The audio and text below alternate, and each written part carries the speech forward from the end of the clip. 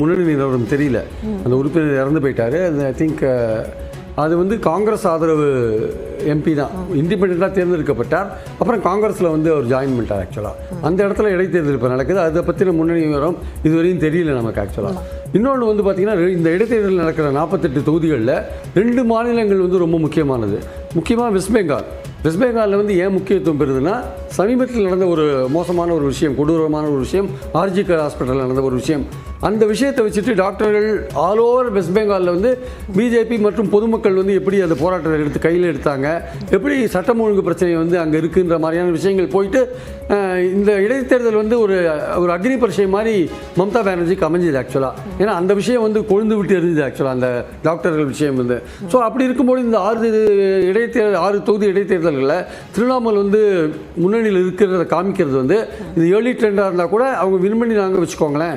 அப்போ என்னவர் whatever it may be, என்ன பிரச்சனை வந்தாலுமே மக்கள் திரிணாமுல் மேலே ஒரு அசைக்க முடியாத ஒரு நம்பிக்கை வச்சுருக்காங்க அப்படின்றத நம்ம எடுத்துக்க வேண்டிய அவசியம் இருக்குது. பாஜக மேக்சிமம் ட்ரை பண்ணுறாங்க அங்கே திரிணாமுலுக்கு எதிராக எந்தெந்த சின்ன சின்ன விஷயங்கள் கூட மம்தாவுக்கு எதிரான விஷயங்களை மாற்றுறாங்க. ஆக்சுவலாக இருந்தாலுமே அவங்களுடைய முயற்சி வந்து அங்கே வெற்றி பெறலைன்றதான் அதை காமிக்குது. பட் உத்தரப்பிரதேச எலெக்ஷன்ஸ் தான் ரொம்ப முக்கியம். 9 தொகுதிகள் இடைத்தேர்தல். காங்கிரஸுக்கு ஒரு சீட் கூட தராத சமாஜ்வாடி போட்டி போடுறாங்க. காங்கிரஸ் ரொம்ப இரிட்டேட் ஆகி எனக்கு இது வேண்டாம் நீங்களே போட்டி போட்டுக்கோங்க சொல்லிட்டாங்க. அந்த 9 தொகுதிகளில் இந்தியா கூட்டணி காங்கிரஸோடு சேர்ந்து சமாஜ்வாடி போட்டி போட்டிருந்தாங்கன்னா ஒரு ஸ்கோப் இருந்திருக்கும். இன்னைக்கு சமாஜ்வாடி 2 தொகுதியில் வின் பண்ணுமான்றது ஒரு சந்தேகத்துக்குரிய ஒரு விஷயம். திரு பிரியன், இப்போ உத்தரப்பிரதேசத்தோட அந்த முன்னிலை நிலவரத்தையும் பார்க்குறோம். உத்தரப்பிரதேசத்தில் 9 தொகுதிகளுக்கு இடைத்தேர்தல் நடைபெற்றிருந்தது. அதில் 9 தொகுதிகளில் 6ல் பாஜக முன்னிலை வைக்கிறாங்க, 3ல் சமாஜ்வாதி கட்சி முன்னிலை வைக்கிறாங்க அப்படின்றத பார்க்குறோம். சொன்னல ஒன்று அதிகமாக இருக்கு நினைக்கிறேன். ஸோ அதனால் வந்து அங்கே வந்து காங்கிரஸோடு சேர்ந்து சமாஜ்வாடி வந்து ஒர்க் பண்ணியிருக்கணும். ஆக்சுவலாக ஸோ சமாஜ்வாடி ஃபுல்லாகவே வந்து காங்கிரஸை வந்து ஒதுக்கிட்டு இந்த இந்தியா கூட்டணி கட்சிகளுக்கெல்லாம் ஒரு வியாதி இருக்குது. என்ன வியாதின்னா, காங்கிரஸோட தயவு வேணும், ஆனால் காங்கிரஸ் வந்து முன்னிலைக்கு வரக்கூடாது.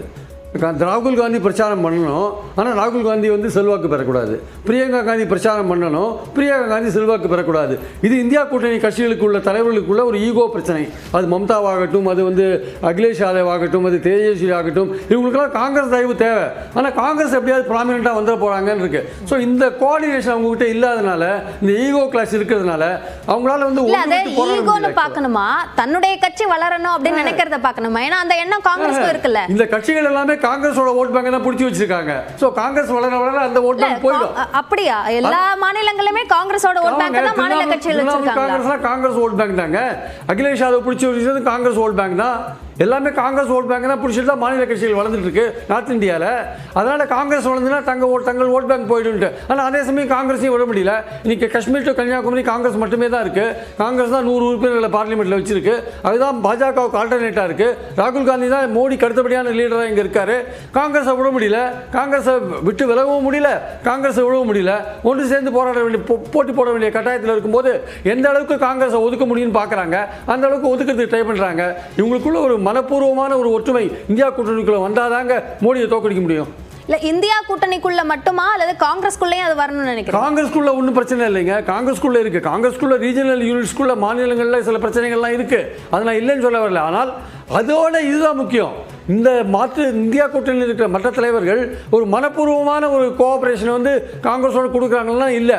அவங்களுக்கு வந்து ஒரு தயக்கம் இருக்குது. நம்ம ஓட் பேங்கை காங்கிரஸ் பிடிச்சிருவாங்க, நம்ம பிடிச்சி வச்சுருக்கிற ஓட் பேங்க் அவங்க எந்த கட்டத்துலேயும் அவங்க வளரக்கூடாது, அவங்க தயவு வேணுன்ற எண்ணம் இருக்குது. இதெல்லாம் மாறணும். ஆக்சுவலாக மாறினாதான் பிஜேபி போன்ற ஒரு அதிகார பலம் உள்ள, பணபலம் உள்ள, கட்டுமானம் உள்ள கட்சியை வந்து தோக்கடிக்க முடியும். சரி, திருச்சி வேலுசாமி, இப்போ ஜார்க்கண்டுக்கு போகலாம். இப்போ ஜார்க்கண்டை பொறுத்த வரைக்கும் என்டிஏ கூட்டணிக்கு சாதகமான ஒரு எக்ஸிட் போல் வந்தது அப்படின்னு நம்ம பார்க்கலாம். இப்போ அதில் 41 என்ற அந்த எண்ணிக்கை தேவை என்ற அடிப்படையில் பார்க்கும்போது என்டிஏ கூட்டணிக்கு 9 இடங்களில் முன்னிலை கிடைச்சிருக்கு, இந்தியா கூட்டணிக்கு 2 இடங்களில் முன்னிலை கிடைச்சிருக்கு அப்படின்றத நம்ம பார்க்குறோம்.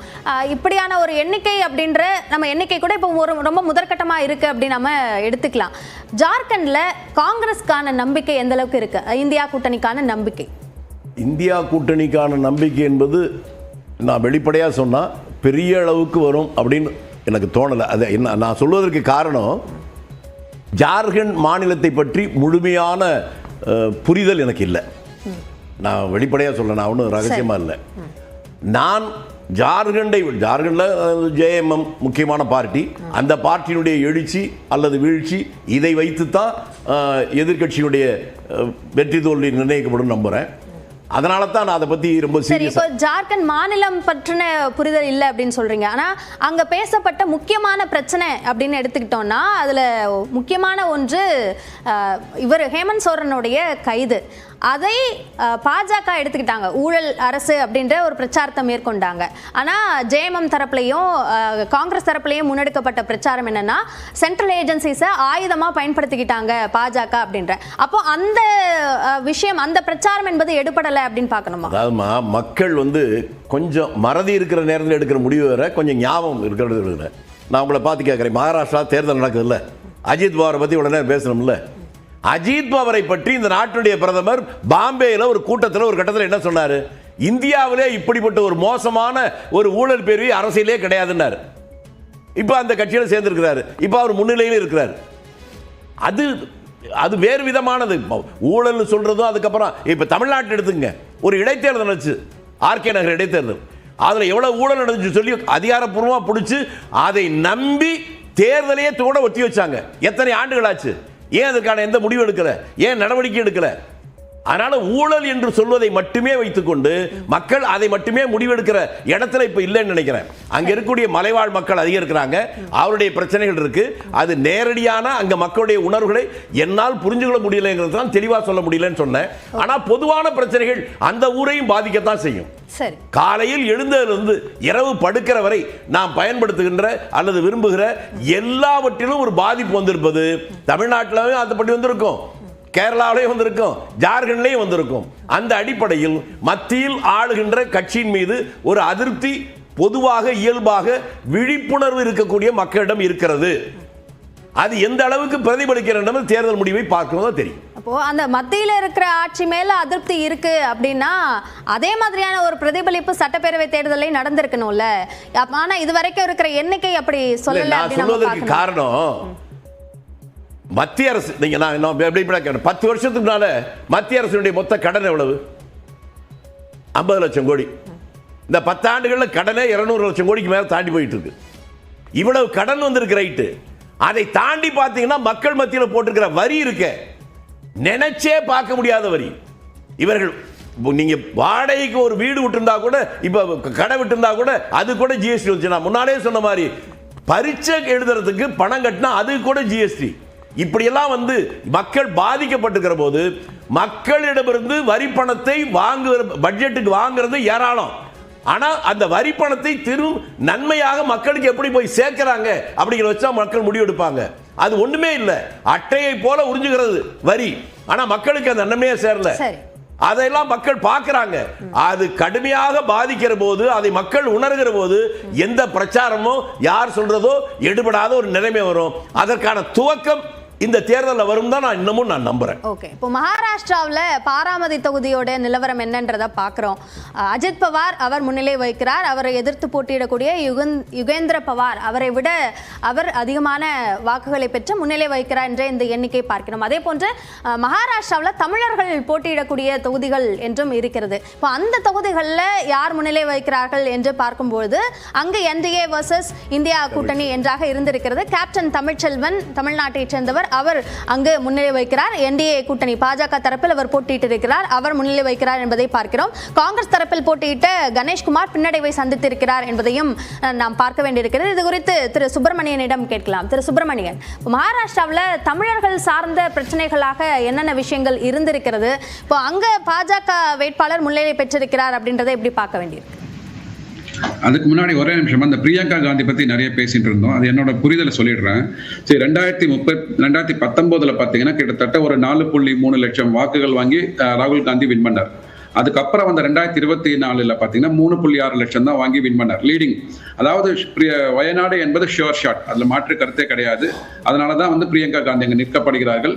அதில் யாருக்கு அது நீங்கள் அரசியல் ரீதியாக எதிர்கருத்து சொல்லலாம், பட் அந்த காங்கிரஸ் என்ற கட்சிக்கு தார்மீக உரிமை உண்டு, யார் வேணா இங்கே வேணா நிறுத்தலாம். ஆனால் அந்த 3.6 லட்சம் வாக்குகள் வாங்கியிருக்காரு பார்த்தீங்களா, லீடிங்ல இருக்காரு இல்லையா, அது இப்போ எவ்வளவா குறைய போகிறது இல்லை ஏற போகிறது, அதுதான் மிக முக்கியமான கருத்து. அதாவது எதிர்கட்சிகள் இங்கே வளர்றாங்களா, வேற யாருமே குற்றம் சாட்டலங்க. அங்க ஆணிராஜா போன வாட்டி 2024 ராகுலுக்கு எதிராக நின்றவர்கள் அவங்க தான் சொன்னாங்க, ராகுல் காந்தி வந்து வயநாடு தொகுதிக்கே வரவில்லை, இங்க வந்து நிலச்சரிவுலாம் ஏற்பட்டது அப்பெல்லாம் பார்க்கல. இப்போ வந்திருக்காங்க 2024 அப்புறமா வந்த நிலச்சரிவுல பிரியனையா சொன்ன மாதிரி வந்திருக்காங்க. ஆனா அதற்கு முன்னாடி ஏற்பட்ட அந்த நிலச்சரிவுகள் இருக்கட்டும், இல்ல வனவிலங்குகள் செய்கின்ற அட்டகாசமாக இருக்கட்டும், அதற்காக ஒரு வாட்டி கூட ஒரு குரல் கொடுக்கல பார்லிமெண்ட்ல. இது ஆணிராஜா சொன்னது, வேற யாருமே சொல்லல இல்லைங்களா. INDA கூட்டணியில் இருக்கிற ஆணிராஜா அவர்கள் சொன்னார்கள். ஸோ அதனால தான் சொல்றேன் வந்து அதாவது வாரிசு அரசியலை வந்து மக்கள் ஏற்றுக்கொண்டு விட்டார்கள் அப்படின்னா அது ஒன்றும் பிரச்சனை இல்லை. அதே மாதிரி இப்போ திருச்சி வேலுசாமி என்ன சொல்றாருன்னா, வாரிசு அரசியல் மக்கள் ஏற்றுக்கிறாங்க, உங்களுக்கு என்னங்க பிரச்சனை அப்படின்னா, அதே மாதிரி 2017 கொண்டு வந்த GST வரி திட்டத்தை வந்து மக்கள் ஏற்றுக்கொண்டு விட்டார்கள். 2019 வந்து 303 சீட்டு விட்டு பிஜேபி வின் பண்ண வச்சாங்க. அப்போ உங்களுக்கு என்னங்க பிரச்சனை? அதாவது மக்கள் ஏற்றுக்கொண்டு விட்டாங்க. எனக்கு பிரச்சனை இல்லாம இருக்க முடியுமா? நான் பாதிக்கப்படுறது என்ன பிரச்சனை கேக்குறீங்க? வருமானம் வந்தா வரி கட்டணும். வேலுசாமி சார், வருமானம் வந்தா வரி கட்டணும் இல்ல, வருமானம் இல்லனா வரி கட்ட வேண்டாம். நான் குடிக்கிற டீல வரி கட்டுறேங்க, நான் போற பஸ்ல வரி கட்டுறேங்க, நான் பண்ற ஒவ்வொரு காலையில பேஸ்ட் எடுத்துறேன், பேஸ்ட்ல கூட வரி கட்டுறேன். இருங்க அதான் சொல்லிடுறேன், மக்கள் வந்து அதுக்கெல்லாம் வரி தேவை. எனக்கு என்ன பிரச்சனை கேட்டீங்கன்னா நான் என்ன சொல்றதுன்னு தெரியல. மன்னிக்கணும், நீங்க சொல்றது உங்களுக்கே சரியான யோசிச்சு அவர் பேசி முடிச்சட்டோம். நான் உங்களுக்கு இல்ல ஆரம்பத்துல எங்களுக்கு என்ன பிரச்சனை கேட்டா, வரி என் மேல சுமத்தப்படுகிற போது எனக்கு பிரச்சனை இல்லையா? வருமானம் இருந்தால் வரி வர முடியுமா? அப்ப உங்க பதில சொல்லலாம். கண்டிப்பா நீ சொல்லலாம். நீங்க அதாவது சார் மக்கள் மன்றத்துல எடுத்து வைக்கிறதுக்கு உங்களுக்கு உரிமை இருக்கிறது. மக்கள் அதை எப்படி ஏற்றுக்கொண்டு அடுத்த ஆட்சியை கொடுக்குறாங்கன்றத நான் சொல்றேன். நான் 2017 வந்த GST 2019 வந்து ஆட்சி வரும்போது இன்னும் அதிகபட்ச சீட்டுகளை கொடுத்து பிஜேபி உட்கார வச்சாங்க, NDA தலைமையிலான பிஜேபி உட்கார வச்சாங்க. இப்ப கூட என்ன சொன்னாங்க, 2024 வந்து பிஜேபி வந்து மண்ணை கவ்விவிடும், அவங்களோட வந்து டிமானிட்டைசேஷனால வந்து எக்கானமியை வந்து சிதைத்து விட்டார்கள் சொன்னாங்க. ஆனா திருப்பி NDA அரசாங்கம் தான் நாங்க வந்திருக்குது. அதனால மக்கள் ஏற்றுக்கொண்டு விட்டாங்க. நீங்க வாரிசு அரசியல் எப்படி மக்கள் ஏற்றுக்கொண்டு விட்டா சொல்றீங்களோ அதே மாதிரி இங்க வந்து NDA அரசாங்கம் கொண்டு வந்த சட்டங்களை வந்து மக்கள் ஏற்றுக்கொண்டு விட்டார்கள், அவ்வளவுதானே. அதுல ஏற்றுக்கொண்டதுல வந்து கொஞ்சம் வந்து முன்ன பின்ன இருக்கும் வச்சுக்கோ. பட் இருந்தாலும் மக்கள் திருப்பி அவங்களுக்கு தானே ஆட்சி அதிகாரத்தை கொடுக்குறாங்க. மேடம், இன்னொன்னு மகாராஷ்டிராவை பொறுத்த வரைக்கும் அதாவது பிரியனையா சொன்ன மாதிரி அந்த கூட்டணி கட்சிகள் INDA உள்ள கூட்டணி கட்சிகள்ல வந்து அவங்க விட்டு கொடுக்கும் மனப்பான்மை இல்லாததுனால ஒரு ஓப்பனா சொல்லியிருக்காங்க, காங்கிரஸ் இன்னும் 102 சீட்டுக்கு மேல அங்க கண்டெஸ்ட் பண்ணியிருந்தால், ஓகே இப்ப காங்கிரஸ் வந்து அங்க கூட்டணியில வந்து 102 சீட்டு தான் ஒதுக்கி இருக்காங்க. அது 102 சீட்டுக்கு மேல ஒதுக்கி இருந்தால் ப்ராபபிலிட்டி நிறைய இருந்திருக்கும். காங்கிரஸ் அதாவது மகா விகாஸ் அகாடி வந்து லீட் எடுக்கிறதுக்கு இன்னும் வாய்ப்புகள் நிறைய இருந்திருக்கு. நான் சொல்லலைங்க, பொதுவெளியில சொல்றாங்க. அதே மாதிரி அவங்களுக்கு CM கேண்டிடேட் உத்தவ் தாக்கரே சொல்றாரு, CM கேண்டிடேட் யாராவது நிறுத்திருக்கணுங்க. நம்ம CM கேண்டிடேட் நிறுத்தாதனால இப்போ வந்து அதனால வந்து பாத்தீங்கன்னா நமக்கு வந்து வாக்கு சரிவு ஏற்படுகிறது அப்படின்றாங்க. சோ அந்த பாஜக NDA கூட்டணியிலேயே முதலமைச்சர் வேட்பாளர் யாருன்னு அறிவிக்கல. எப்போதும் எல்லா தேர்தல்களையும் முதலமைச்சர் வேட்பாளரையோ அல்லது பிரதமர் வேட்பாளரையோ முன்னிறுத்தாம காங்கிரஸ் தேர்தலை சந்திப்பாங்க. அதோட தொடர்ச்சியா கூட இதை பார்க்கலாம். ஆனா பாஜக அப்படி முன்னிறுத்தி தானே தேர்தலை சந்திச்சிருக்காங்க. அது அந்த முடிவுல இருந்து பாஜக பின்வாங்குச்சு அப்படின்னு பார்க்கலாமா? இல்லைங்க, அதாவது ஏக்நாத் ஷிண்டே வந்து ஏற்கனவே வந்து இன்கம்பன்ட் சீஃப் மினிஸ்டர், ஓகே. அதனால அவங்களுக்கு வந்து ஒரு ஆடட் அட்வான்டேஜ் இருக்கு. நீங்க வந்து அவர்களை வீழ்த்த வேண்டும் என்றால் ஒரு ஸ்ட்ராங்கான முகத்தை கொண்டாந்து வீழ்த்த முடியும். அதுதான் சொல்றேன். அதாவது நீங்க நான் சொல்ற INDA கூட்டணி வின் பண்றதுக்கான வாய்ப்புகளை சொல்றேன். நீங்க வந்து பிஜேபியா சொல்லலான்றீங்க. பட் பிஜேபியில வந்து ஏக்நாத் ஷிண்டே அவர்களோட பெர்ஃபார்மன்ஸை பார்த்து ஆன்டி இன்கம்பன்சி இல்லைன்னு சொல்லிட்டு அந்த முகத்தை வந்து மக்கள் ஏற்றுக்கொண்டதுனால தான் வந்து உங்களுக்கு வாக்களித்து இருக்கிறார். அந்த ரிசல்ட் தான் இங்க பாக்குறோம். நீங்க அதை வீழ்த்த வேண்டும் சொல்லவே இல்லையே. பாஜக 145 தொகுதிகள்ல பாஜக தான் போட்டியிடுறாங்க. அந்த எண்ணிக்கை சீட் ஷேரிங்ல கூட பாஜக தானே அதிக இடங்களை வச்சிருக்காங்க. அவர்தான் முகமா இருந்திருக்கார் அப்படின்னா அப்ப அந்த கட்சிக்கான இடங்களை வந்து அதிகமா பகிர்ந்திருக்கலாமே. ஒவ்வொரு கட்சிக்கும் ஒரு ஸ்ட்ராட்டஜி இருக்குங்க. அதாவது அவங்க சொல்லணும், இப்ப இன்கம்பன்ட் சீஃப் மினிஸ்டருக்கு வந்து ஆட்டோமேட்டிக்கா மக்கள் வந்து அங்க போகும்போது அவர் தான் சீஃப் மினிஸ்டரா இது பண்ணி வாக்களிப்பாங்க. ஆனா புதிதாக வருகின்ற கூட்டணி கட்சிகளுக்கு அதுல கம்பல்ஷன் இருக்கு. நீங்க எந்த முகத்தை எதிர்த்து போட்டிடுறீங்க. இப்போ வந்து இன்னைக்கு அவர் காலத்துல போய் தேர்தல் வாக்குறுதி கேட்கிறாரு அப்படின்னா அவர் நான் சீஃப் மினிஸ்டர் தான் கேட்பாரு. அவரு நான் இனிமே வரப்போற சீஃப் மினிஸ்டர் கேட்க மாட்டார். சோ அந்த ஒரு ஆடட் அட்வான்டேஜ் இருக்கிறதுனால INDAக்கு அந்த அட்வான்டேஜ் இல்ல. பட் அதை யூஸ் பண்ணணும்னு சொல்லிட்டு நான் சொல்லலைங்க, உத்தவ் தாக்கரே சொல்றாருங்க. நான் சொல்றேன்னா சரி, நீங்க வந்து சொல்லலாம் பிஜேபிக்கு ஆதரவா பேச சொல்றான்னு சொல்லலாம். பட் உத்தவ் தாக்கரே சொல்றாரு, நம்ம வந்து ஒரு எதிர்கட்சி கூட்டணியில் இருக்கிறோம், ஒரு முதலமைச்சர் வேட்பாளரை கொண்டு போயிருந்தா ஆடட் அட்வான்டேஜா இருந்திருக்குன்னு சொல்றாரு. அதுதான் நான் சொல்றேன் நான். சரி, இல்லை இப்போ இன்னொரு மகாராஷ்டிராவை பொறுத்த வரைக்கும் அங்க இருந்த பிரச்சனைகள் என்பதுல பிரதானமாக பேசப்பட்டது என்று பார்த்தால் விவசாயிகளோட பிரச்சனை வந்து பெருவாரியாக பேசப்பட்டது. அவர்களுக்கான உரிய விலை கிடைக்கவில்லை என்பது முக்கியமாக பேசப்பட்டது. சோயாபீன் விவசாயிகளுக்கான பிரச்சனை என்பது பெரிதாக பேசப்பட்டது. இப்போ இதெல்லாம் எந்த அளவிற்கு நீங்கள் சொன்ன அந்த ஏக்நாத் ஷிண்டேனுடைய அந்த அட்ரஸ் பண்ண விதம் என்னவாக இருந்தது? சரி, வருடம் பார்த்தீங்கன்னா இந்த மினிமம் சப்போர்ட் பிரைஸ் சென்ட்ரல் கவர்மெண்ட்லேருந்து உங்களுக்கு விளைவித்த காஸ்ட்டுக்கு பிளஸ் 50% எம்எஸ்பி கொடுத்து கொண்டு வருகிறார்கள். கண்டிப்பாக ஓகே. அதுல வந்து அவங்களுக்கு என்ன தயவு செஞ்சு சொல்றேன், தெரிஞ்சு சொல்லுங்க, இல்லனா சும்மா இருக்கீங்க, வேதனைப்படுத்துறீங்க. 5 வருஷம் வேதனைப்படுத்தல சார். இல்ல ஐயா ஐயா ஐயா தெரியாம பேசுறீங்க. அதுதான போராட்டமே. மினிமம் சப்போர்ட் போராட்டம்ங்கறதா போராட்டமே குடுக்குறாங்கன்னு சொல்றீங்க. நீங்க போய் பாருங்க சார். தயவு செஞ்சு நீங்க தப்பா பேசுறீங்க சார். எது பரிந்துரைக்கப்பட்டதோ அது விலை அப்படின்றது தான் அவர்களோட பிரச்சனையா இருக்கு. சுவாமிநாதன் ரெக்கமெண்டேஷன் இப்படி பண்ணல. பிரச்சனை இங்க ஆக்சுவலா